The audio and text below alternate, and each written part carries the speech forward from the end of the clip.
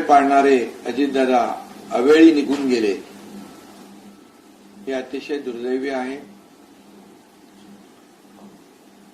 एक महाराष्ट्रातला लोकनेता हरपलेला आहे। माझ्यापेक्षा ते राजकारणामध्ये अनुभवी होते, सिनियर होते। वयाच्या 27व्या वर्षी ते खासदारही झाले, मंत्री झाले, आमदारही झाले, उपमुख्यमंत्रीपद अनेक वेळा भूषवलं आणि एक मोठा भाऊ गेल्याचे दुःख मनामध्ये आहे। एक महाराष्ट्रातला लोकनेता, स्पष्ट वक्ता नेता, खऱ्या अर्थाने त्यांना सगळे लोक आदराने दादा म्हणायचे।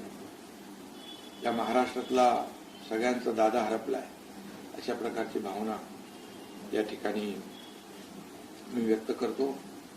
त्यांच्या कुटुंबियांची देखील आम्ही भेट घेतली। त्या ठिकाणी त्यांची मुलं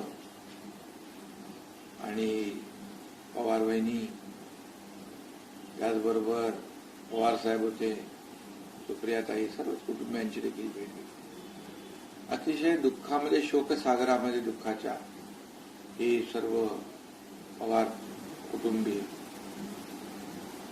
त्या ठिकाणी पाहायला मिळाले आणि त्यांच्या दुःखामध्ये आम्ही सगळेजण सहभागी होण्यासाठीच गेलो होतो।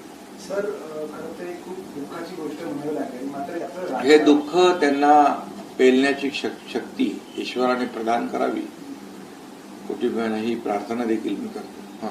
सर, या गोष्टीचं राजकारण कुठेतरी केलं जात आहे।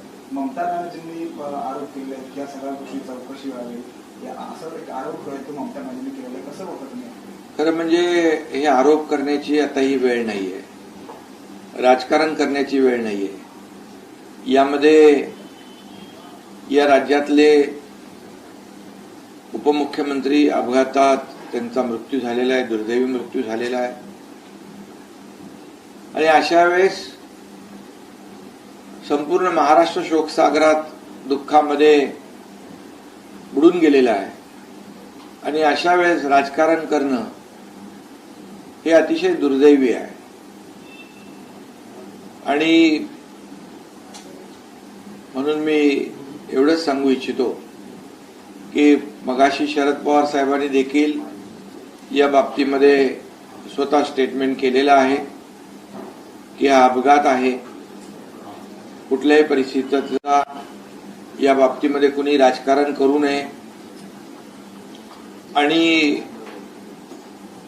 या घटनेचं राजकारण देखील कुणी करू नये, आपली संस्कृती महाराष्ट्राची नाही। त्यामुळे पवार साहेबांनी देखील त्याचं स्टेटमेंट त्यांचं दिलंय। मी देखील या ठिकाणी सांगतो की या घटनेचं राजकारण, दुर्दैवी राजकारण कुणी करू नये आणि जे अजितदादांचे कुटुंबीय आहेत त्यांच्या दुःखावर फुंकर घालण्याचं काम केलं पाहिजे। परंतु अशा प्रसंगात राजकारण, दुर्दैवी राजकारण करणं हे खूप मोठं दुर्दैव आहे।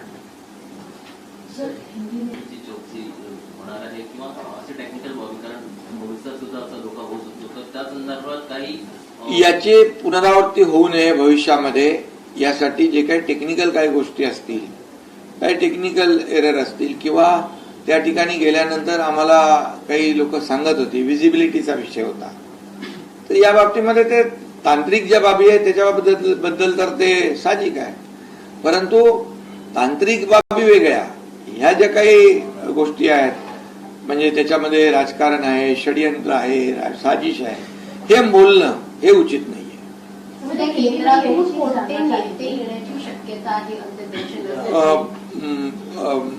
केंद्रातून गृहमंत्री अमित शाह साहेब येण्याची शक्यता आहे आणि कारण अजित पवार एनडीएचे आमचे घटक पक्षाचे नेते होते आणि केंद्राचे मंत्री देखील आज आले होते, एव्हिएशन मिनिस्टर होते। त्यामुळे अजितदादा सगळ्यांमध्येच लोकप्रिय होते, त्यामुळे नक्कीच त्यांच्या अंतिम दर्शनासाठी लोक येतील, मोठ्या प्रमाणात येतील। टेक्निकलमध्ये या अपघातामध्ये जो क्रू सहभागी होता, मग कॅप्टन असतील किंवा इतर जे सपोर्टिंग स्टाफ त्यांच्यामध्ये होते, ते तितकेसे कार्यक्षम नव्हते किंवा तेवढे वेल एक्सपिरियन्स नव्हते, अशा पद्धतीची सुद्धा एक चर्चा समोर येते आहे. त्याबद्दल सरकार काय भूमिका घेणार? केवळ अजित पवार नाही तर इतर 6 सदस्यांचे बरोबर आहे. प्राण्यामध्ये गेले. असे खरं म्हणजे 6 लोकांचे जीव गेलेले आहेत. हे अतिशय म्हणजे ही मोठी दुर्घटना आहे. अजितदादा तर त्याच्यात होतेच, परंतु इतरही लोक होते. त्यामुळे अशी चर्चा जी आहे, या चर्चेचा तपशील जो आहे मी ऐकला आणि त्यामुळे अशा प्रकारची दुर्दैवी घटना घडू नये म्हणून प्रत्येक ज्या काही या कंपन्या, एअरलाइन्स कंपन्या आहेत, यांचं पूर्णपणे पार्श्वभूमी आणि ते सगळ्या ते जी काही यंत्रणा आहे ती त्यात तपासणारच, कारण याची पुन्हा पुनरावृत्ती होऊ नये. पण इतकंच आहे की या घटनेचे राजकारण करू नये अशा वेळेस, एवढी माझी सूचना होती. 2 गोष्टी आहेत. तर ममता बॅनर्जी यांनी देखील चौकशीची मागणी केलेली आहे. आपल्या राज्यातले एक ऍडव्होकेट आहेत नितीन सातपुते, यांनी देखील यामध्ये संशय व्यक्त केलेला आहे आणि त्यांनी देखील चौकशीची मागणी केलेली आहे. नाही बघा, आता अपघाताची चौकशी होतेच आहे, परंतु त्याचं राजकारण करणं हे दुर्दैवी आहे.